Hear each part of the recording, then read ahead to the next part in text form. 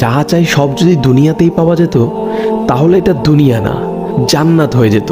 কিছু এলোমেলো ঝড়, কষ্টের দমকা হাওয়া, কিছু অপ্রাপ্তির ভিড় তোমায় কষ্ট দিবে। যন্ত্রণাগুলো পাহাড়ের মতো দেখবে, মাঝে মধ্যে বুকটা ভারী হয়ে আসবে। তবে কখনোই হতাশ হইও না, ভেঙে পড়ো না, কারণ এটাই দুনিয়া।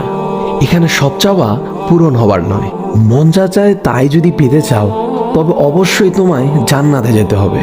সেখানে তোমায় আর কোনো কষ্টই ছুতে পারবে না। এই যে ছোটোখাটো কষ্টগুলো তোমায় আঘাত করে, এগুলো মূলত তোমায় জান্নাতের নিকটবর্তী করে এবং আল্লাহর সন্তুষ্টির দিকে দ্রুত গতিতে নিয়ে যায়। আর এখানে সুখ দুঃখ কোনোটিই স্থায়ী নয়। এখানকার সব কিছুই সাময়িক, আর আখেরাত হলো চিরস্থায়ী। সেখানকার সুখ দুঃখ চিরস্থায়ী। ক্ষণস্থায়ী কষ্টগুলোর ব্যাপারে অত চিন্তা করে কি লাভ? আল্লাহ সুবহানাহু ওয়া তাআলা বলেন, জান্নাতে তোমাদের জন্য তোমাদের মন যা চাই তাই আছে। তোমরা যে জিনিসের আকাঙ্ক্ষা করো, তোমাদের জন্য সেখানে তাই আছে। সূরা ফুসসিলাত আয়াত নাম্বার 31। তাই স্বপ্নগুলো আখিরাতের জন্য বাঁচিয়ে রাখো। হতাশ হয়ে নিজেই নিজের উপর জুলুম করো না।